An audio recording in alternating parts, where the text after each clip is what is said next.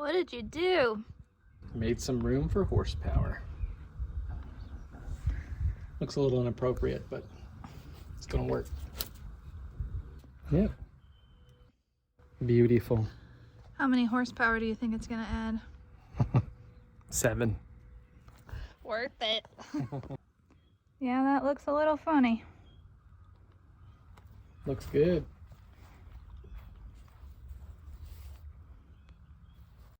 I'm going to show you some of the upgrades we've done on this XLR here, which is actually our best car by far. Sometimes it seems like it gets the least amount of attention because we're working on other junky stuff, but come here and check out this stuff. I'm going to show you the fruits of my labor. So, let me show you the thing I hate first. The thing I hate first is this, and the factory should really be disappointed. Look at that bend going into the intake. I mean, that's pretty awful. But there's not much we can do with that for right now. It still maintains, even though it looks awful, it's mostly still about a 3-inch opening that's a clear path. What'd you say you hate it because it's a bottleneck? I hate it because it's stupid. Like, they didn't want to spend an extra $20 making, probably not even that much, just to where it changes the angle. You could have had one more little adapter to where you change the angle of that to where you have a straight line. This is the same engine that's in that STS we have, and that downturn works for that one, but the radiator sets up high on the Corvette, so it didn't work. So instead of changing the throttle body, they made a $2 rubber boot, which, you know, whatever, it works.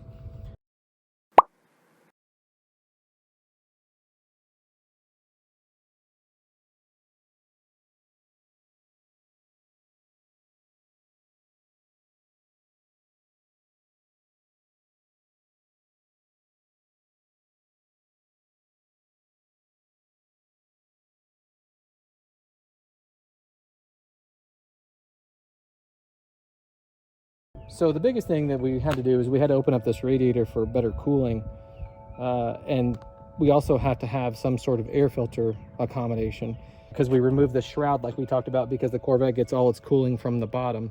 So what we did was we cut all this opening to get the airflow through the grill, which we also opened up.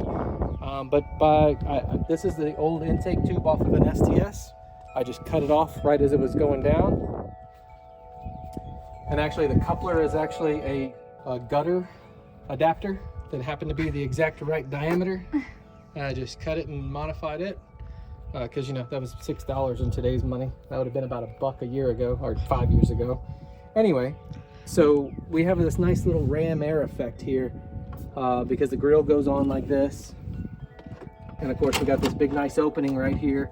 And then we're gonna box this in with this factory shroud. I'm probably not gonna cover up the air filter completely. We'll just leave this part a little bit opening, but we'll probably bring it over here just to hold this in place. And if that wasn't good enough for our upgrades, I also made, if you hand back, you'll notice the left and the right opening where the fog lights would be are different. I actually found a little Hayden transmission cooler. And you can see I mounted it right onto the crash impact bar. Gonna put one more bracket on there to hold it steady. But we're gonna put one on the other side, so we'll have 3 coolers total. We'll have the one that's in front of the radiator, the one on the left, and the one on the right. Just to see the other coolers we have, we relocated the factory power steering cooler, which is here. And then also, we have a big long oil cooler across the front. So we'll really be excited to see how much these modifications make when we hopefully take this thing to pit race in roughly a month. Before this, we had to monitor the temperatures all the time, and if we ran it hot for a long time, we would get a trans hot message, and it would go into a sort of limp mode where it wouldn't let you shift out of 5th.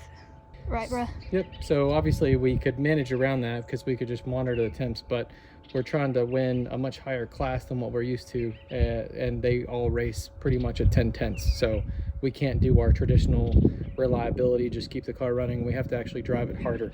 So these are the things that we've done. Let's just go over the cost because, once again, we're cheap. The intake tube was free, or you can go to the junkyard and probably get that for $5. That's an AutoZone special air filter that was 40 bucks. Cutting the holes were free.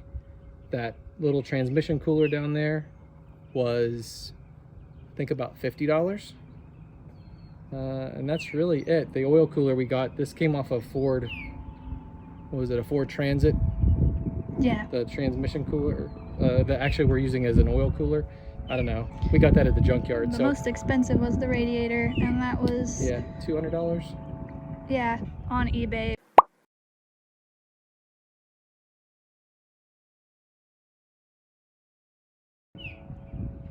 So looking forward to seeing what it can do. So we'll have in-car video of this, because who doesn't want to see how it sounds. And actually, just real quick, we should start the XLR because it's straight piped with no cats. It sounds pretty good. You want to start it? Yeah, sure. Because it actually sounds pretty awesome. Ready.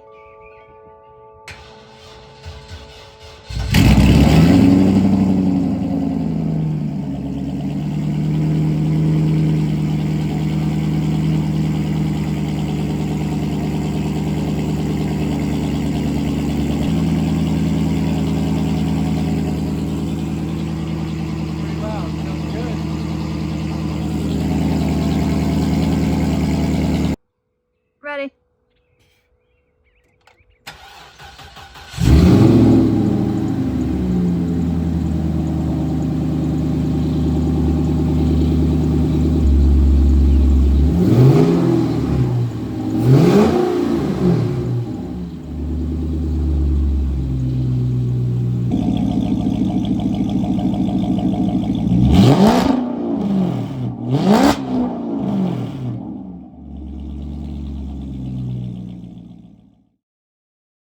Bruh, and one other thing we forgot to mention, because in the previous video I'd said that we had problems with the car idling rough when you first started up and sometimes even turning off. We solved that problem because why?